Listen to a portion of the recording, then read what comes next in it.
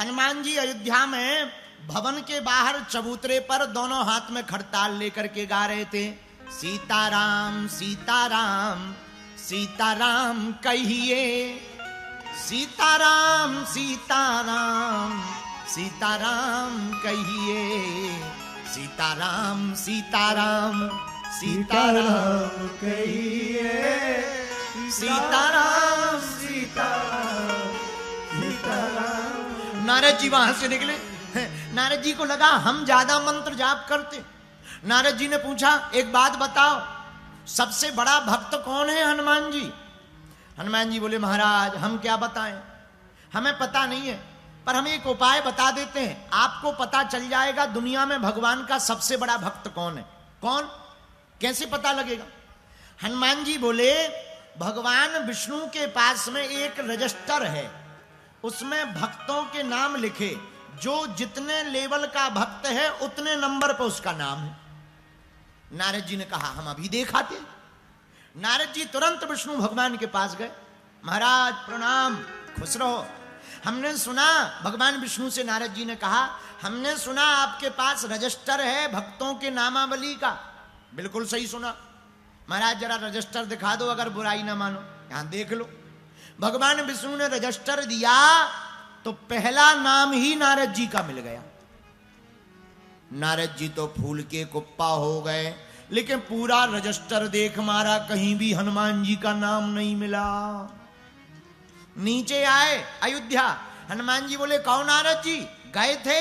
नारद जी बोले, गए भी थे और देखा भी। क्या देखा? बोले, पहले नंबर पे हैं हम, फर्स्ट। लेकिन एक बात बताएं हनुमान जी, बुरा न मानना। हाँ हाँ बोलो। तुम्हारा तो नाम ही नहीं है, ब्लैक लिस्ट में हो क्या? कहीं ब्लैक लिस्ट में तो ही डले, तुम्हारा नाम ही नहीं है। हनुमान जी बोले, अरे अरे अरे, तुमने एक डायरी देखी? भगवान के पास एक डायरी भी है, उसमें भी नाम, छोटी सी। बोले, वो तो नहीं देखी। बोले, तो वो देख क्या? अब नारद जी भागे भागे गए, और जैसे ही भागे भागे गए, विष्णु भगवान से कहा, महाराज आपके पास कोई डायरी भी है नाम वाली, जिसमें भक्तों के नाम लिखते? हाँ हाँ है। भगवान ने तुरंत निकाल कर दी। नारद जी ने जैसे ही डायरी उठाई, एक ही नाम और पहले ही नंबर पर केवल हनुमान जी का। नारद जी चौंक गए, बोले, महाराज ये डायरी और रजिस्टर का लफड़ा क्या है, सही सही बताओ। भगवान मुस्कुराते हुए बोले, नारद जी, जो हमारा भक्त करते, भजन करते, उन भक्तों का नाम हम रजिस्टर में लिखते, लेकिन हम जिनका भजन करते उनका नाम हम डायरी में लिखते हैं। तो हनुमान जी परम भक्त हैं, इसलिए भक्तों के आदर्श भी कौन है? बोलो बोलो बोलो बोलो बोलो बोलो, हनुमान जी। अब नेताओं के आदर्श हनुमान जी, पुलिस वालों के आदर्श हनुमान जी, सेवकों के आदर्श हनुमान जी, भक्तों के आदर्श हनुमान जी। अब सुनो पांचवा, वक्ताओं के आदर्श भी हनुमान जी हैं। जितने कथा वक्ता बैठे हैं सुन लो। पहली विदेश में कथा करने वाले कथा वक्ता अगर कोई फर्स्ट हैं तो लंका में अशोक वाटिका में करने वाले वक्ता का नाम है हनुमान जी। अब बताइए कितनी अद्भुत बात। पहली विदेश यात्रा पर कोई वक्ता गया होगा कथा करने तो वो हनुमान जी हैं। जब जानकी जी की खबर लेने के लिए हनुमान जी लंका में गए, माता जानकी जी को अशोक पेड़ के नीचे दुख में देखा। दुख में देख करके, जानकी माता के पीड़ा को देख करके हनुमान जी बड़े खिन्न हो गए। उसी समय हनुमान जी ने राम कथा गाई। हनुमान जी महाराज की शरण में जाने के बाद सब सुख प्राप्त हो जाते हैं। मेरे पागलों, जिनका मन मस्त है उसके पास समस्त है। जिनका मन मस्त होता उसके पास समस्त होता।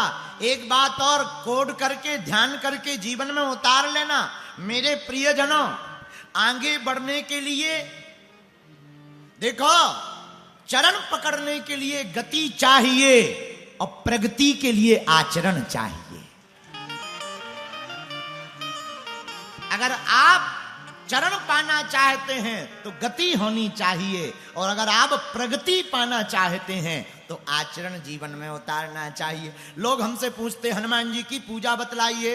अरे भैया, हनुमान जी की और पूजा काम आवे या न आवे, पर हनुमान जी के चरित्र के आदर्श को जीवन में उतार लिया, सब पूजा तुम्हारी पास हो गई भैया। और तुम खूब पूजा ठोके, रोज हनुमान जी को चोला ठोके, पान का बीड़ा खवाए, खूब झंडा लगाए, पर हनुमान जी के चरित्र को तुमने जीवन में नहीं उतारा। तुम्हारी पूजा पाठ किसी भी काम की, ये तो वही बात हो गई, रात भर छिपकली कीड़ा खाने के बाद दिन में महापुरुषों की फोटो के पीछे छिप जाती है।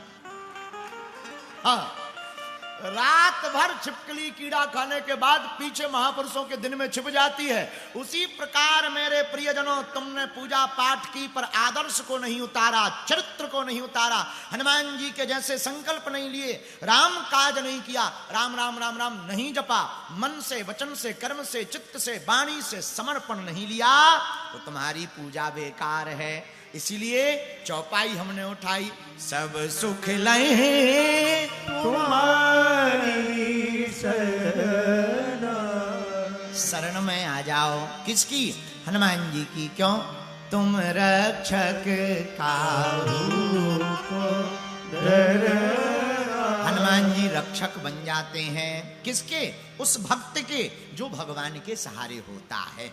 ऐसे समझो, छोटा सा बच्चा होता जब चलना सीखता है, तो जब वह उंगली पकड़ करके माताएं चलना सिखाती हैं और बच्चा जब दौड़ने लगता थोड़ा थोड़ा, तो बच्चे की एक आदत होती, वो मस्ती में घूमता है।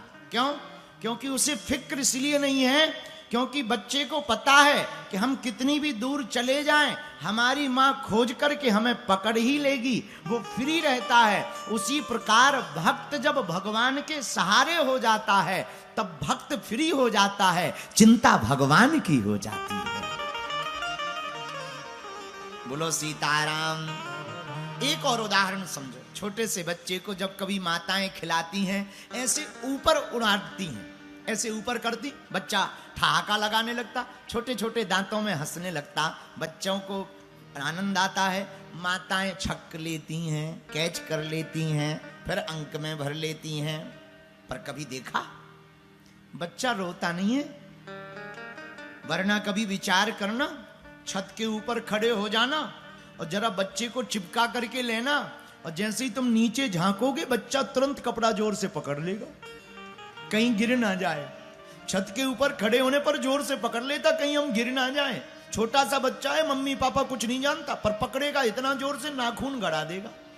लेकिन वही बच्चा जब ऐसे ऊपर माताएं उछालती है ना, बच्चा हंसता है, रोता नहीं है, पकड़ता नहीं है। पता है क्यों? बच्चे को पता है वहां से गिरेंगे तो कोई पकड़ने वाला नहीं, यहां मां जब उछाल रही है तो नीचे मां है, हमें चोट नहीं लग सकती। बच्चा स्वतंत्र खेलता हुआ ऊपर जाता, नीचे आता। वैसे ही भक्त जब भगवान की शरण में हो जाता है, तो भक्त भी स्वतंत्र हो जाता है, और कैच करने की और छक्कने की जिम्मेदारी हनुमान जी की हो जाती है। बोलो सीताराम।